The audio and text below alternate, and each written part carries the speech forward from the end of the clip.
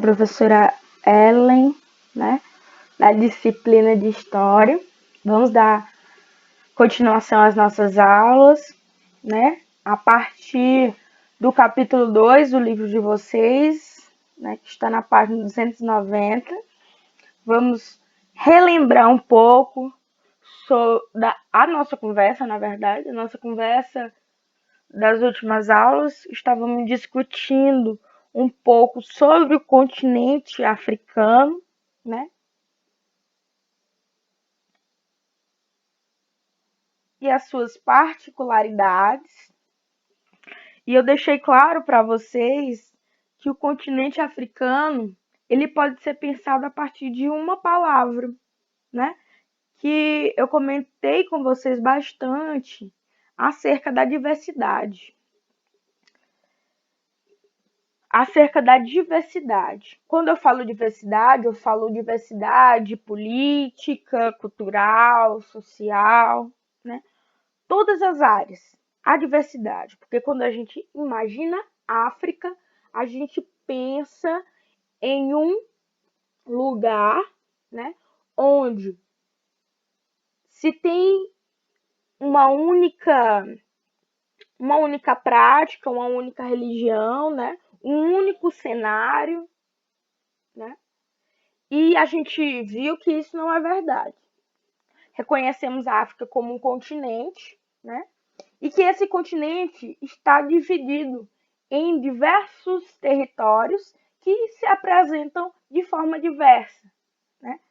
Seja na forma de fazer a política, seja na forma de se organizar em sociedade, né? E até mesmo a religião, que a gente sabe que a religião ela também pode ser pensada de 3 formas, que é o cristianismo, o islamismo e as religiões tradicionais, né, de matriz africana. E aí a gente percebe e se questiona, mas que África é essa? Que África é essa que eu não vejo na televisão? Que África é essa que eu não vejo no meu livro didático, muitas das vezes? Né? E é essa África que a gente vai tentar entender hoje, né? Essa África antes da chegada e após a chegada dos colonizadores. O período que abrange desde o século VI, né? O período pré-colonial, até o século XVI, que já vai ser marcado pelas grandes navegações, né? Foi o conteúdo passado. A gente entendeu o que foi essas grandes navegações que foram iniciadas nesse século, entre o século XV e o século XVI, em que esses europeus estavam em busca de novos lugares, né? Novos produtos, né? Para que eles ali acumulassem riquezas.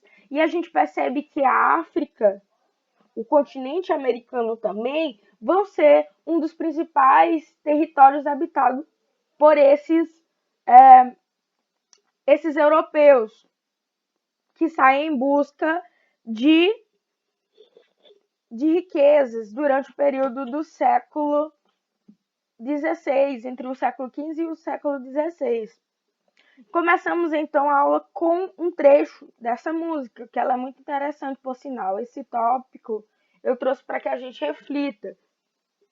Uma música chamada África, né, da interpretação do grupo Palavra Cantada, e que vai fazer com que a gente fixe, né, a diversidade, a gente fixe o quão grande é a África, né? Podemos dizer não África, e sim Áfricas. Vamos lá. Entre o Oriente e o Ocidente, onde fica? Qual é a origem da gente? Onde fica? A África fica no meio do mapa do mundo dos atlas da vida. Áfricas ficam na África, que fica lá e aqui. A África ficará. Ou seja, nessa música a gente já vai poder perceber, né, que o autor dessa música ele já vai começar a nos revelar que existem existem Áfricas, existem diversidade de povos, né? O que fica subtendido é tudo aquilo que a gente já falou anteriormente. E vamos lá, a África pré-colonial, né? Identifiquem nessa representação, nessa imagem, né? Boa parte do continente africano. A África possui uma história, né, que é anterior à exploração colonial, já iniciada no século XV e no século XVI. Então, o que é importante nós lembrarmos? Que antes da colonização, antes da chegada dos europeus nos territórios africanos, a África já tinha sua história. A África já estava, né, de um certo modo, organizada, tanto na categoria social, né, como eles se organizavam entre as suas tribos, né, nas suas aldeias, quais eram as suas influências, né, como estava organizada socialmente os territórios, e já é percebido também a organização política, né, a partir da análise desses reinos e desses impérios que a gente vai conhecer lá na frente. A gente vai perceber também, ele já possuía uma atividade econômica, as religiões também, elas iam sendo construídas, né? E quando falamos de religião, a gente tem um detalhe bastante importante, que é quando falamos dessa exploração colonial, o que vem à tona é também as trocas culturais entre os europeus e os africanos, onde a gente percebe que a religião cristã, ela foi bastante importante nesse período, né? Porque houve a troca. Ela é importante ser pensada, porque houve a troca de religiões, ou seja, a influência religiosa nesse período, principalmente o cristianismo, era de grande valia, porque era um período que a Igreja Católica ela pretendia fortalecer, né, as suas bases. Elas precisariam de mais fiéis. Então, a religião cristã também ela vai poder ser observada entre esse período de colonização no continente africano. Por exemplo, também falando de religião, quando pensamos nas atividades comerciais, nas grandes rotas comerciais percebidas na África nesse período, né, que abrange desde o século V, VI ao século XVI, a gente vai perceber que outra grande influência religiosa foi nessas rotas comerciais, principalmente com o contato dos árabes com os povos africanos. Aí temos também uma nova religião, que é o islamismo, né? E temos três grandes religiões no continente africano: religião cristã, o islamismo e as religiões tradicionais. Percebemos também que a África é um local onde existiam grandes e importantes civilizações, né? São Áfricas. O continente africano era habitado por povos distintos, em estágios evolutivos também distintos. Por isso, não é correto afirmar que pensar a África como um continente habitado apenas por pessoas, todas iguais, ou seja, diversidade de povos, né? Então, cada tribo, cada civilização tinha sua própria língua, seus costumes, suas leis, seus deuses, sua forma de organizar socialmente as comunidades, né? E a gente vai perceber isso ao longo das discussões, onde a gente vai estar conhecendo alguns reinos e impérios africanos. E é importante a gente lembrar o que poderia ser caracterizado como reino e como poderíamos caracterizar um império, sabendo também que vai existir, né? E vocês podem observar isso dentro do capítulo de vocês, a partir do livro de vocês, a partir da página 296 até a página 304, alguns reinos impérios, né, que estarão nos ajudando a compreender, né, mais um pouco desse continente da África. Então vamos lá. O reino. Era comum no reino, entre os povos que reconheciam o poder centralizado. Era comum entre os povos que reconheciam o poder centralizado. Então, o reino é caracterizado por um poder centralizado, onde, sob o controle de um soberano, o líder principal, os reinos eles estariam se desenvolvendo socialmente, politicamente e economicamente. Esses reinos costumavam ter um território delimitado, sem pretensões expansionistas, e grupos de subordinados que pagavam